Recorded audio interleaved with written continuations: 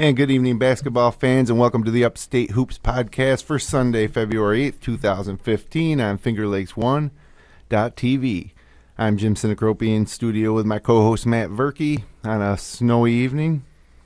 And we have a great show on tap. We'll catch up with Ted Baker, look at the end season scenarios for the three Wayne Finger Lakes leagues. We'll give you our players of the week. We'll reveal the new Wayne Finger Lakes power rankings and Girls Super 6. And we'll take a look at potential Coach of the Year candidates.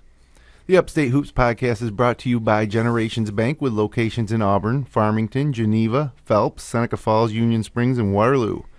Check out their mobile banking app and visit them online at mygenbank.com. And by Dr. Rod Littlejohn, over 30 years of smiles with style. And by Red's Place, the best lunches around are in downtown Seneca Falls. Check out the menu at men'shalloffame.com. Well, Verk, thanks for making the trip in. The roads weren't, well, actually, the roads are really bad. Yeah, it's not good out there tonight. And I've already shoveled a couple times. I came in here before we came up to the studio, had to shovel a little bit. But hey, I guess that's early February in the Finger Lakes. Sometimes, not always like this. I mean, it's harder getting out to the games and stuff too, right? Yeah, no doubt. It's supposed to be a bad week, I guess, from what they're saying. Well, let's bring Ted Baker into the show for Ted Baker's Radio Roundball Roundup. Ted, how you doing tonight? Hey, pretty good. Not looking forward to the drive-in tomorrow morning, but so far so good. Snowing hard in Rushville? Not a whole lot right now, but it's just been steady. I mean, I know that by tomorrow morning it's probably going to be pretty slick again. Well, we're used to it. So you were out and about in the tundra of the Finger Lakes this week doing some games, and Geneva Pelmac Girls was a game you called earlier this week. Tell us a little bit about that game. Yeah, that was an interesting game. Pelmac, to my mind, has kind of underperformed a little bit this year. I mean, last year they went all the way to the Section 5 championship game. They're struggling this year at just barely above 500. They have a lot of talent. But it was interesting. You remember that Newark girls beat Geneva, and they did it by really packing the zone in tight and shutting off Mia Morrison, and the guards weren't able to hit from outside. So it looked like Pelmac took a page out of that playbook. They set up in a 2-3 zone, and they were a good 3 or 4 feet inside the three-point arc. The problem was this night Geneva hit the outside shots. They ended up with 7 three-point shots, and they couldn't stop Mia Morrison either. She had 27 points in the game. Ashley Vanderwall had 26 for Pelmac. At one point, Geneva was up 17-6 after one. Pelmac put on a good run to get it to within 4 points in the second quarter, and then Geneva just really put the hammer down. So I think that Newark, they got a little bit lucky that they caught Geneva on a night that they weren't hitting the outside shots, because if you just let those guards set their feet and shoot from outside, they're usually going to hit them. So Geneva ran away at the end 65-44. And then on Thursday, South County matchup, South Seneca and Romulus boys. Of course, Romulus didn't have a program for a year when they were merged with South Seneca, so they're winless, trying to get kind of back on their feet. And that one was pretty easy for South Seneca, a 63-30 win. So, Ted, what is it with Pelmac? I mean, Vanderwall is obviously she's going to play D1, Division 2, or D2 at St. Rose. Yep. Does she not have the supporting cast this year that she's had in past years? Well, it's interesting. A couple of the freshmen, I remember Alden Savage was great as a freshman last year. Riley Record, a freshman guard, she actually didn't play too much in the game on Wednesday. I thought, frankly, I mean, I don't like to second-guess people, but the defensive decision to pack it in and let Geneva take threes really hurt them, because they were making the threes. It just, for whatever reason, they don't seem to have quite the spark they did last year. And I think some of it, too, is just what we said many times this year, is that a lot of other teams have gotten better. So I think the bar has been raised all around in the Finger Lakes. Some of the traditional teams that have been down aren't down anymore. So it's tougher, I think, every night out. I guess Pelmac tried to take a little page out of Newark's book. I must have watched the tape of that game and thought that they could force Geneva to shoot threes. But, it was a good bounce-back game for Geneva, no doubt. In the East girls right now, Wayne's in firm control. Well, they're 10-1. Geneva one game back at 9-2. Then Minder 7-4, and Pelmac next at 6-5. Did Geneva Wayne play again? I believe they do. one more time. Yeah, I don't have the schedule right in front of me, but I think so. So, and then, of course, on that Romulus-South Seneca game, real quick, I'd like to just give a shout-out to Dan Lent and at the job he's doing at South Seneca. He's got them at 5-7 in the West and 5-10. Remember, they too didn't have a program. As a matter of fact, they really didn't have a program. The merged schools played at Romulus, and he's got them back to sixth place in the West, and a young team. They're going to lose senior Andy John Drew, the senior point guard, next year, but he's got them moving in the right direction. And just how many guys do they have on the bench, Ted? 7? Yeah, they only had 7 guys suited up, and I thought maybe Romulus could try to get them in some foul trouble. They have a junior guard named David McLean who's pretty good at driving to the hole. Drove to the hole early and scored, and I thought, okay, he's going to be able to do it, and then he didn't score again until the fourth quarter. So, yeah, they've got some good players on that South Seneca team, and Dan Lent's done a nice job with them. Good combination of inside and outside. Lincoln Bachman-Lowe has been a good scorer, and they've had some other guys step up. That's one of the things I always look for, because when it comes playoff time, if you're a team that's only got 1 or 2 guys that can score, it's hard to make a deep run. So I look at those teams where there's a third and a fourth scoring option as the ones that are probably going to make good runs in the playoffs. Hey, Ted, I got a nickname for Lincoln Bachman-Lowe. I call him the Great Emancipator. There you go. He's trying to free South Seneca basketball fans from the shackles of mediocrity. By the way, I just looked it up. Geneva Wayne at Geneva on Valentine's Day afternoon at 2 o'clock. Oh, nice. So Love will be in the air. So, yeah, they are going to play again. So, Ted, barring any school cancellations, where are you going to be this week? Well, and that's the problem. The only game that's on my schedule this week is tomorrow, and I don't think that's probably going to happen from the looks of things. If it does, it'll be a good one. Geneva girls against a Bishop Kearney team. Oh, wow. 14-4, and they've only lost to one Section 5 team this year. So, we always talk about Geneva stepping up in the playoffs and having to play A2 after playing a lot of B teams. So this will be a really good test against a very good upper-level team if it gets played. And then, of course, there have been a lot of games that have been rescheduled because of snow, so we'll probably be trying to cobble together a couple of more games in there if we can. But right now, that's the one that we have scheduled for Monday. WFLR's got the Penn Yan boys and Palmac on Tuesday. It'll be a good one. They've got the Dundee Marcus Whitman girls. That's not a real strong matchup on Thursday. And we got a couple of SU games this week, so that's why the schedule's a little bit slim. I do want to just put a bug in everybody's ear about one really good game coming up that we're going to do next Tuesday. We'll have the Minders boys and Newark, the top 2 teams in the East. Yeah, potentially game could be for first. Tyler Collins sprained his ankle this week. Rumor is he's in a boot. Oh. But Newark would have to lose a game, and then and Minders also would have to win, as we'll talk about later in the show. They got a tough schedule ahead. So, Ted, thanks a lot for making the call in. It's better than driving into the studio tonight, that's for sure. Yeah, boy, that's I was looking on some of the webcams. Well, we'll be there one way or the other tomorrow morning at 5:30 on WGVA. All right, drive safe, stay warm, and thanks again, Ted. All right, thanks, guys. Thanks, Ted. Well, I guess, Verk, we should probably get right to it and talk about the Tyler Collins got injured in the game Friday night. Sprained his ankle early, didn't play. It was, pull it up here, it was a game against Palmac. So, Palmac at Newark. Collins sprains his ankle early, didn't play the rest of the game. Newark wins in overtime. 63-58, and Shamar Logan's really stepped up, 27 points, 7 rebounds. Akron Rodriguez, 17 points of his own. They both hit key threes. Akron Rodriguez hit a key 3 in the overtime period. So pretty impressive to win when, you don't even get to prepare to play without your senior point guard when he goes down like that. They didn't have time to practice, and Shamar Logan's really stepped up and adjusted, as did the rest of the team. Sharp, Beard, Clements, the freshman big man, had 10 rebounds.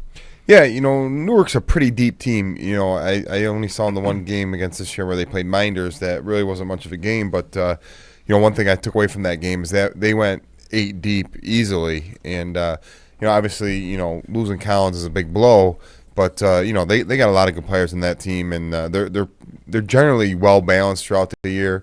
The way they play, Collins he does a great job distributing, and every night it seems like they got guys capable of putting up some numbers. I think the thing they lose most is just his leadership out on the floor. So hopefully it sprained ankle. You never know with those, but hopefully he's back here and within the week and back out in the court. Speaking of Newark, Tuesday night with a healthy roster, they defeat Waterloo at home in Newark by 6, 58-52. Ben Deming had 18 points. Collins had 15 points, 9 rebounds, 5 assists in that game. And, that was a result we were a little surprised in. I mean, it's kind of crazy this East. Newark's undefeated in the league, and then you got a team, I think Waterloo's tied for 5th right now at 3-8 in the league. And they gave him a scare. Yeah, I think that goes to show that unlike years in the past, Newark's a very good team, but they're not dominant like a Geneva team was last year. Geneva kind of rolled. Geneva and Newark last year were pretty dominant. But, taking a look, I guess you never know in this league. You had, last place Mid-Lakes taking second place Minders, needing a bucket with 5 seconds to go to score. So, some of these bottom teams are getting better, and, the top teams are all good. Obviously, they're good teams, but they're not a dominant team where they just come out and roll people. Minders have pulled out quite a few close games. They struggle with Mid-Lakes. They lost to Geneva once. They beat Geneva by 1. Then they go and they kind of beat Penn Yan, who, wasn't tied for them at second place. They beat him by 15.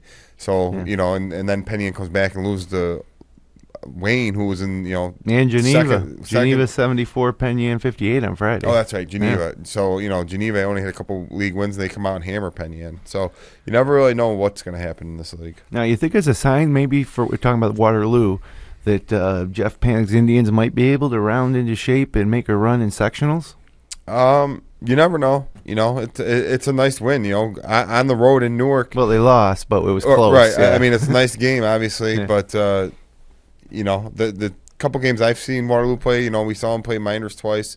Made a nice comeback the first time we saw him. Second time, really didn't show up too well, but they got some talent. So I guess if they could put it together, they could win a couple games come sectional time. So about a week and a half left to go. We got Newark in first place in the East at 11-0, Minders in second at 9-2, Pelmac at 7-3 in third. So it's really, going to be between Newark and Minders because they play each other next Friday night, or next Tuesday night, the 17th.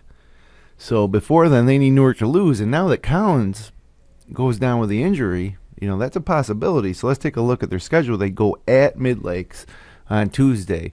Now, Mid-Lakes has shown that they can play some teams down to the end, but I'd like to think Newark will be able to handle that one. And then on Friday night, in a game that's on Finger Lakes One Sports, we have Penn Yan at Newark. Now, that's the one if Collins isn't back, and they're saying they're hoping he's back for that one.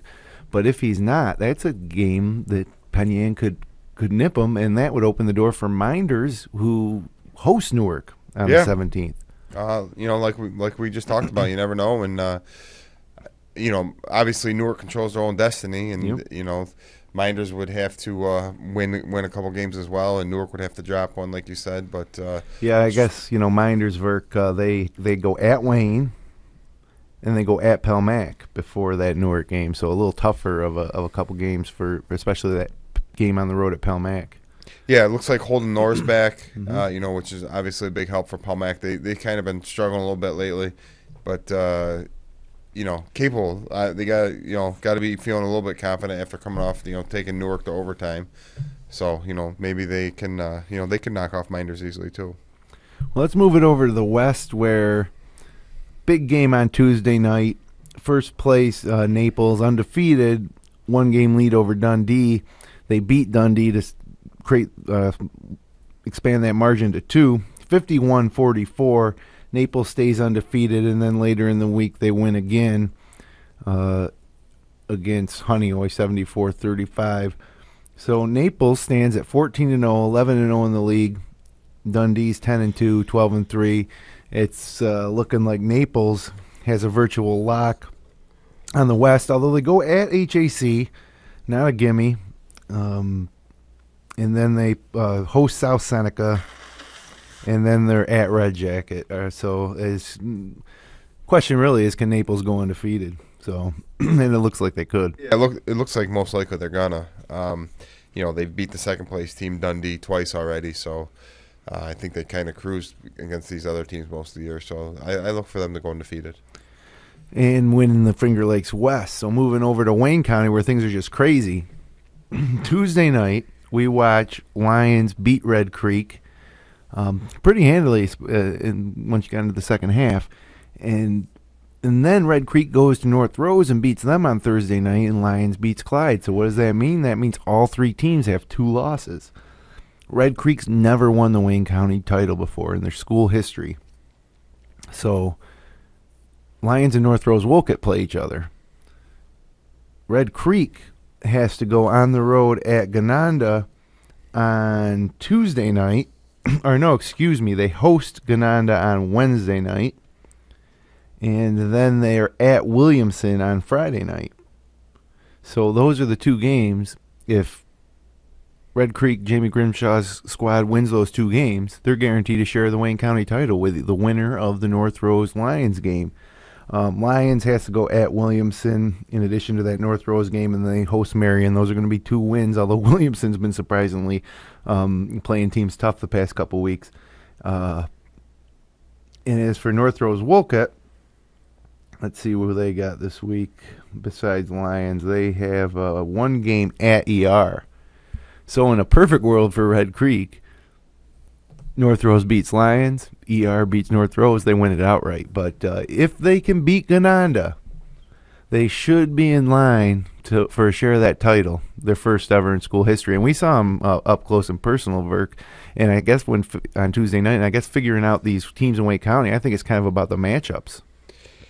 Yeah, it's interesting. Lions handled Red Creek without their full team even, and a game that when they played up in Red Creek, Lions snuck out a 1-point win, and then when we saw them last week, Lions handled them, and Lions kind of didn't have an answer for Hunter. Yeah, Hunter obviously was the difference in that game, and Lions did a nice job defensively on Slobe, and they got a big win. And then, Red Creek goes and hammers North Rose, a game that was pretty much over, a big third-quarter run for Red Creek, and they kind of buried North Rose. So, they're going to have to come back now. North Rose has got a big game against Lions. Yeah, and that was a big bounce-back win for Red Creek. Tremendously disappointed after that loss at Lions. And but bounced back with that convincing win at North Rose. And really, Wayne County's been everything it's been cracked up to be this year, including ER and Clyde Savannah at 7-6 apiece, tied for 4th right now. Before we take our break, Verk, what do you think about Coach of the Year? Who are our candidates this year for Coach of the Year in the Wayne Finger Lakes? I mean, go ahead, tell me who off the top of your head. For all the Wayne Finger Lakes, all the Wayne Finger Lakes. Verk's got a cold. If you can't tell, then he's a little congested. I would say. There's a lot of good candidates. You look at obviously you got to look at the teams who are leading. You think of a Haverillo at Newark; they're undefeated after suffering some losses last year. Yep. Nick Ciotti at Minders. I think they've overcome expectations this year after losing Luke Ruddy and Jason Anderson, and some other key players from that team. And coming in the season, we didn't really know how the East was going to shake up, and they got a pretty good grip on second place right now. Which for them, I thought they could have finished anywhere from where they are now to 5th or 6th place in the league. And I think that's what you look at Coach of the Year. You look at the talent on the roster is one thing, but if you exceeded what you were expected to do, I suppose, is what I think of as for Coach of the Year. Right.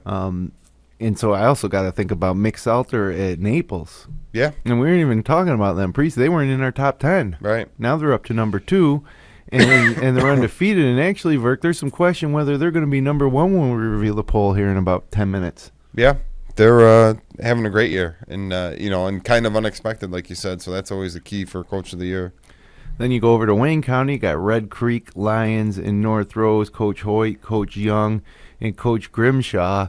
And Coach Young and Coach Grimshaw, I think, aren't going to get a lot of credit because they got the two best players maybe in Hunter and Slobe. But one of the best seasons in Red Creek history, I think you got to consider Grimshaw. And I guess we got to maybe see how this plays out here. But right now, I think I would go with Haverilla because they lost Micah Wright, Jamie Rosser, Ron Derrick Morris.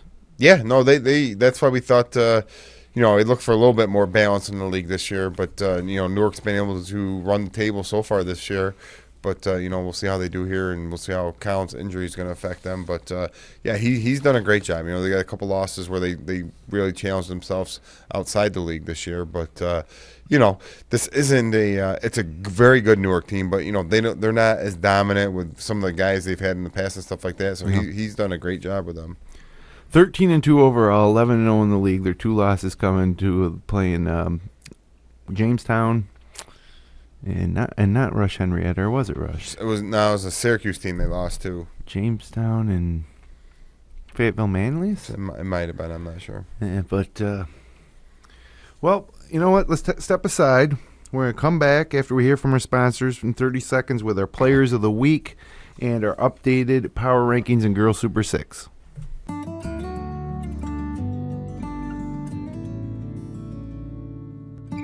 Guidance and partnership through every step of the journey. Welcome to Generations Bank.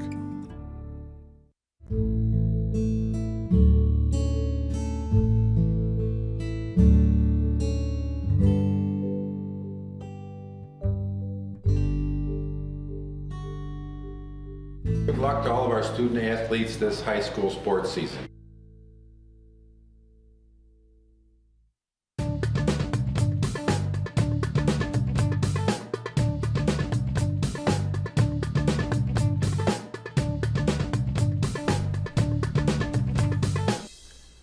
And welcome back to the Upstate Hoops Podcast on FingerLakes1.tv and YouTube. Be sure to subscribe to the show. We're on iTunes. We're on Stitcher.com. We're online at podcast.fingerlakes1.com/upstatehoops.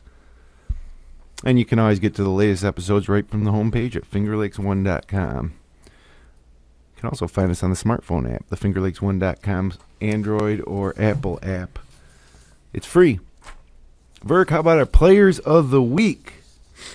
Might be some controversy here with my pick. A lot of people are upset with me, but I can't help it. But I'll let you go first with yours. I got Shamar Logans from Newark.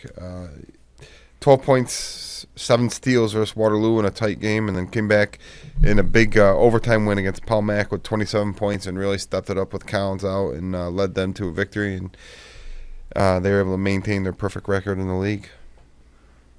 I was really impressed with that stat line from Logan's and with Collins being out because it shows me two things. One, he could be scoring 25 points a night probably if he wanted to, but buying into the concept in Newark team concept, senior they're co-senior with Tyler Collins. So it just shows me that he defers a lot for the better of the team.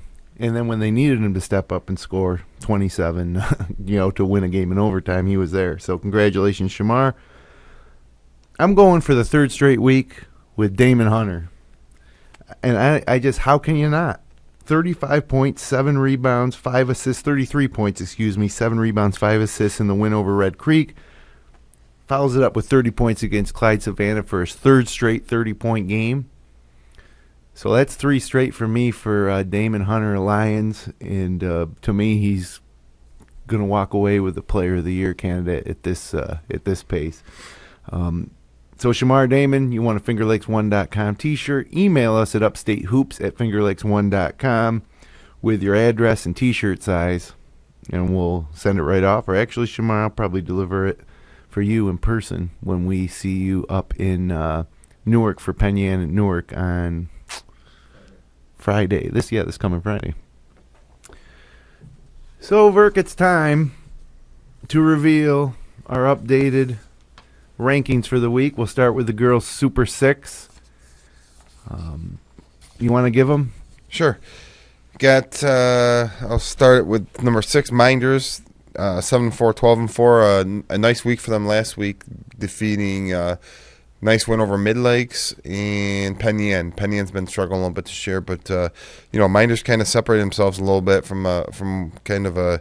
It was Wayne, Geneva, and then a bunch of teams kind of all locked into together. But Minders done a nice job here, and for them to go 7-4 in the Finger Lakes East this year, I think they're doing a great job. Romulus number 5, a couple of tight games this week, but they played the arch rival South Seneca, a game that was back and forth, and they were able to pull that one out and stay in touch, with Dundee, who beat them earlier. Both Romulus 13-1, Dundee 12-1 in the league. Number 4, Geneva. They had that kind of a surprising loss to Newark that we talked about earlier in the show, but they bounced back with a nice win over Paul Mac. East Rochester 12-0, 14-0. Number 3, playing in Wayne County, probably a league that's a little bit down this year on the girls' side, but they're still undefeated. Dundee 12-1, 15-1. They got a big win over Romulus this year, which is really obviously stands out. And then Wayne at 10-1, 14-2, leading the Finger Lakes East. Also receiving votes for the girls this week: South Seneca at 8-4, 8-7, Gananda at 12-2, Bloomfield at 11-4, and Pelmac at 8-7. That's the same 6 as last week. Nobody dropped out. Nobody moved in. Let's move ahead to the boys' side of things. Got no teams dropping out this week. We got 4 Finger Lakes East teams, 4 Wayne County teams, and 2 Finger Lakes West teams. Also receiving votes but not appearing in the top 10 are Marcus Whitman at 8-4, and East Rochester at 9-6. And opening it up at 10, they were 10 last week, Clyde Savannah Golden Eagles. 1 game above 500 at 7-6 in the tough Wayne County League this year. 7-8 overall. Tim Jackson may be Verka Coach of the Year candidate. After losing what he lost to, they're in 4th place in Wayne County and maybe ready to make a run in sectionals. Yeah, they've done a nice job. I think the bottom of Wayne County's kind of struggled in general this year, but he's done a nice job keeping them up towards the middle of the pack in Wayne County this year. And then you got Penn Yan. Dropping 1 spot from number 8 to number 9. They're 7-4 in the East, 10-6 overall. Les Miller's Dundee Scots drop 1 spot from 7 to 8, 10-2 in the West. Just those 2 losses coming at the hands of Naples, 12-3 overall. Also with a win over Penn Yan earlier this year. 7, you got Pelmac holding Norsback. Hopefully they're looking to gain some momentum. Tough loss at Newark this week in overtime. 7-3 in the East, 9-6 overall. They move up 2 spots from 9. And then in 6th place, you have North Rose Wolcott, 11-2 and 12-3. They hold steady at 6. Red Creek was 3 last week. They dropped to 5, losing to Lions, beating North Rose Wolcott, 12-2 in Wayne County, 14-2 overall. Also picked up a win over Hannibal, playing that out of Section 3. And then you got Minders moving up 1 spot to 4. 9-2, sole possession in 2nd place in the East, 13-3 overall.